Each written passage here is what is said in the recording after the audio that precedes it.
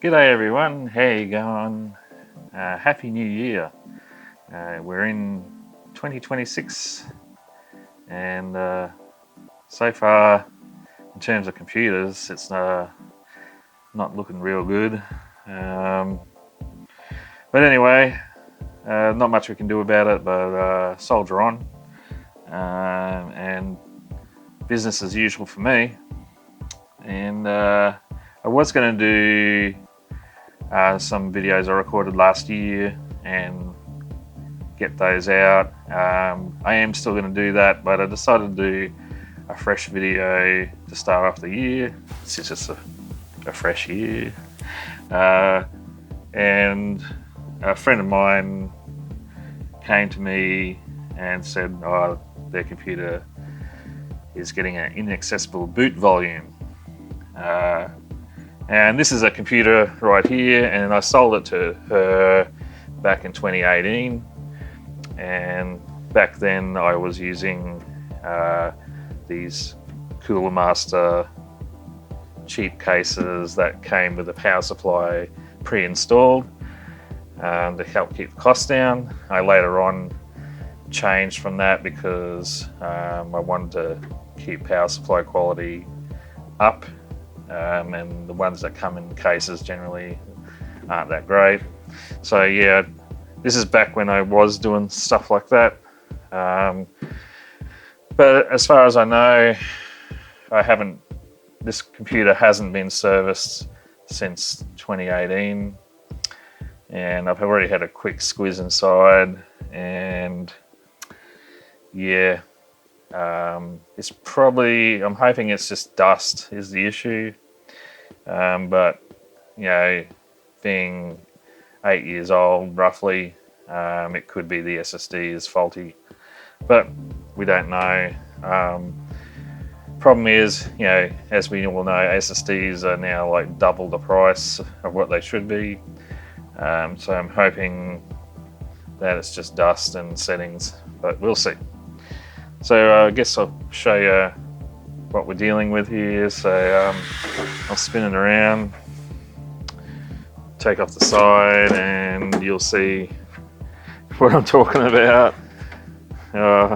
It's pretty bad. CPU cooling fan is absolutely clogged and no air is really passing over that heatsink. It is just absolutely chockers. So at the bottom of the case,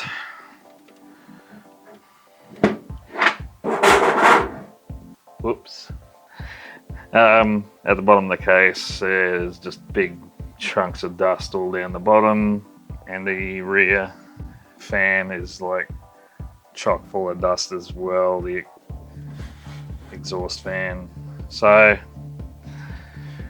yeah, first things first, this computer needs a really good clean out and get all the dust out of it, and then we'll go into diagnosing what's going on with the drive, not detecting, but it could easily be dust, looking at the severity of it, and then that'll be good, because a bit of dust is just a bit of labor and it's all sorted, and we don't have to pay twice the price we need to for another SSD. But we'll see. All right, I'll take this out into the garage and give it a dust out.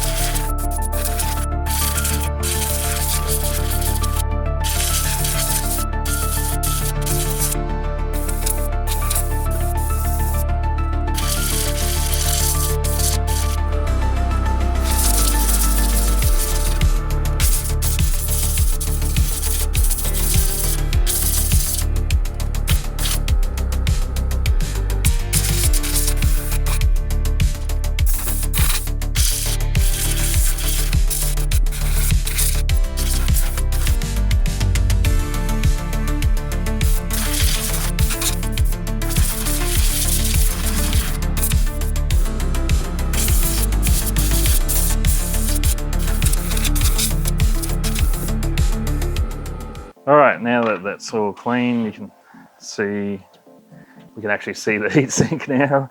It's actually there. We got our M.2 NVMe drive, RAM, and it's all quite visible and everything's clean. So what we'll do now is we'll plug it in and we'll see if the issue still is there. And if it is, the next step will be I'll just disconnect the M.2, pull it out and clean the contacts and pop it back in, and just to see if it's just pure dust is the issue. So I'll do that now. I'll be back. A few moments later. All right, let's turn this on and see what we got here. Why am I?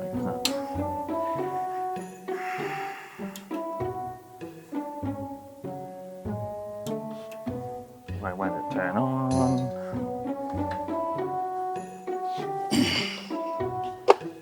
Wasn't plugged in. All right, let's try that again.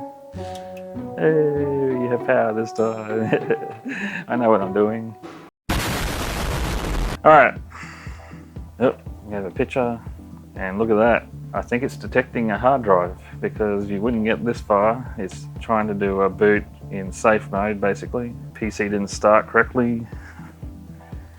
Let's just tell it to restart, and we'll see if it'll boot normally. And look at that, it's booting normally. Make sure it goes all the way in. It's taking its time. Okay, this is taking way longer than it should. And we have inaccessible boot device, which is what she said. So, but, it's detecting the hard drive. So my thoughts are now it's a setting. And we're going to go into the BIOS. So I'll turn it on and we'll hit the delete key until we get into the BIOS.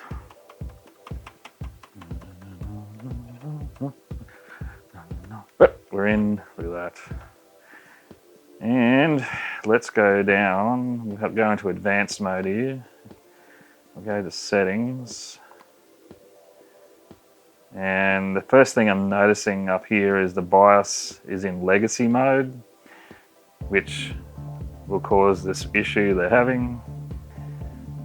So let's go down to advanced and we'll go to, I think it's integrated SATA mode, yep. So SATA mode is correct, it's AHCI, that's fine. But the boot mode is the problem. I think we need to switch this from legacy to UEFI. And I think we will have a fix, hopefully. Fingers crossed, anyway. We'll go save and exit. Yes. All right, let's see what happens this time. Yeah, it looks like the same thing's going to happen. Very interesting.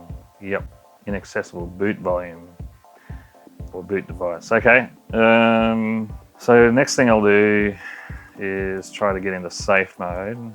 Hopefully it will just go straight into the, yep it did. It's going into the recovery mode. And we'll choose safe mode this time. I'm just curious. Sometimes when it won't boot up and it says that message, if you go into safe mode once, it allows Windows to set up the driver for it, whatever has changed, and then it'll go in usually. So we'll go advanced, troubleshoot, advanced, startup setting, restart, and then when it comes up again, we'll choose safe mode, which is number 4. Let's see if we can get into safe mode. Interesting. Continue with selected language, that's weird. Anyway, we'll go yes. It's like it's setting up Windows, that's kind of weird. I'm guessing it was a major update or something that didn't go through properly. I am not sure. So we'll just let it do its thing. Actually, I should probably hook it up to the internet, because these days Microsoft needs the internet all the time. So put that in, there we go. It's on the internet now. We've got hard drive activity, so That's good. It's not stopping or anything. Something went wrong. Okay, I'm just going to skip. This is really weird. Yeah, it's doing it a setup. Something went wrong. What is going on? Yeah, this is all the setup for when you got a new version of Windows put on. Something went wrong. It is on the internet. What the heck? Something really weird is going on here. It doesn't know it's on the internet either, even though it is on. I can't click next. So it looks like the drive's okay, but Windows is corrupted. And as to why Windows is corrupted, that's the question. Can't back out of this. It's let me do nothing. So I'll turn it off. I'm just going to see what it does now when I just turn it on again. The driver went in this time. Yeah, it did. So you see, there you go. The inaccessible boot volume issue is gone. It's just this weird trying to load Windows thing. It's kind of weird. The only thing I can think of is maybe the Windows 11 upgrade started and it didn't finish or something. I'm not sure. This is all the stuff you do when you're loading Windows for the first time. She said it was on Windows 10, so it is possible without knowing it they set off a Windows 11 upgrade and didn't realise it. I guess we'll find out if we can get into Windows somehow. But we did fix the inaccessible boot volume, so I'm happy about that. Do not turn off. Okay. Hard drive's definitely working, so it's not the hard drive's dead, which is good. I think we're almost in. I'm hoping we're almost in. Let's add an account. No, let's not. It's still acting like a new install. Maybe someone did a recovery on it and didn't realise they've done that. Alright, I'll have to do the Shift F10, do the oob bypass in a row. I don't want a Microsoft account. Very annoying. So yeah, kind of a weird thing going on here. Let me in! Let me in! Alright, we're back to here. Okay, now we'll pull out the network. So there's no internet. Next. Yeah, it's running a name, which is not normal. If you've already got Windows on here, I don't know what's happened, but it is looking more and more like someone has done a reset of the PC for whatever reason. Probably didn't realize they're resetting it, is my guess. But I did get told when I said it could be the drive's gone. They did tell me that there's nothing on here that they really need. So in terms of data, something went wrong. Yeah, there's something wrong with Windows. I just did that. What the heck? Try again. This is really weird behavior. Oh, now we're getting a bit further. Skip that. I just want to get in. I don't know what's going on. This is so weird. Yeah, it's a fresh install. So what's happened to the original install? That's the question. I'm just going to come back to you when this gets through what it's doing. Much later. All right, everyone. So after I gave my friend a call, I just spoke to her, and she basically says she doesn't actually use this computer, her husband does, and she believes that he's probably accidentally told Windows to reinstall fresh using the recovery option to try and fix the issue, and he's inadvertently basically wiped everything that was on there. So that explains why stuff was happening there. The reason why it was inaccessible is because they'd changed the BIOS settings as well, as we saw earlier. It wasn't on UEFI, it was on legacy. And then I think the third thing that added to it all was all the dust in there was probably causing problems. So yeah, that's what's happened. So what they've agreed to now is we're going to not worry about Windows 10 and all that, and we're just going to wipe it, go straight to 11 and just set it up like a new computer again, and just give the computer a service. And so we'll do some new thermal paste, I'll get the drive out and clean its connectors and everything, make sure it's all good. Do all the BIOS updates, stuff like that. And we'll load 11 back on with drivers, and that'll be the fix. So we'll get to that and get it back to the customer.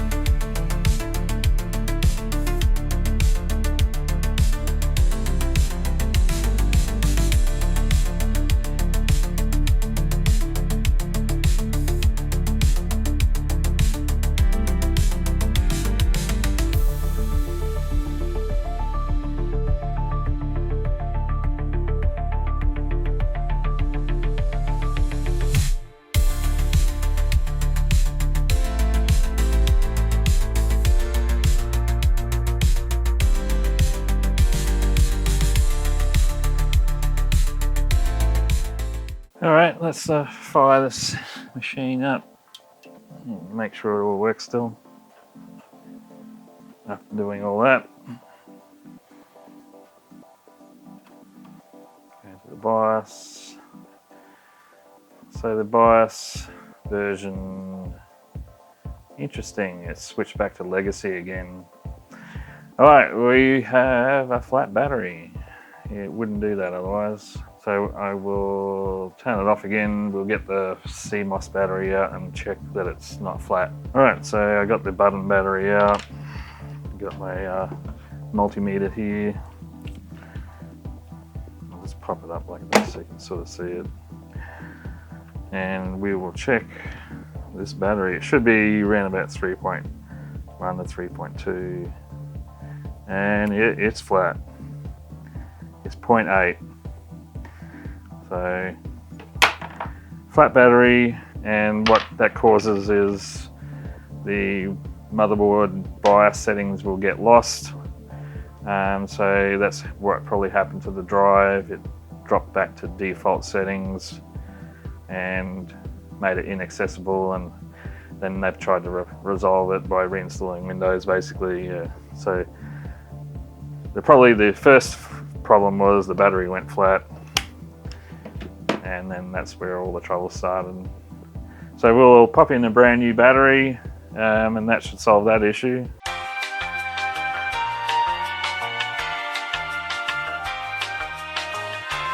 All right, so I got a fresh battery, we've put it in. All right, so the last BIOS that was released was in 2024. So this BIOS that's on here is very old. So it definitely needs to be updated. So we'll go to M-Flash. Now we're in M-Flash mode. We can go choose the right one. There it is. Away we go. Okie doke. So now we're on the latest BIOS. Turn on the XMP because we want the extra speed. No point having fast RAM if you don't use its speed. We'll save that and reboot. So yeah, I turned the resize bar on because a lot of even integrated need that on these days. That just helps Windows use memory more efficiently. And we turned on the extreme profile to get the best speed out of the memory they've got, since it supports it. And then we go, we restart. 1 hour later.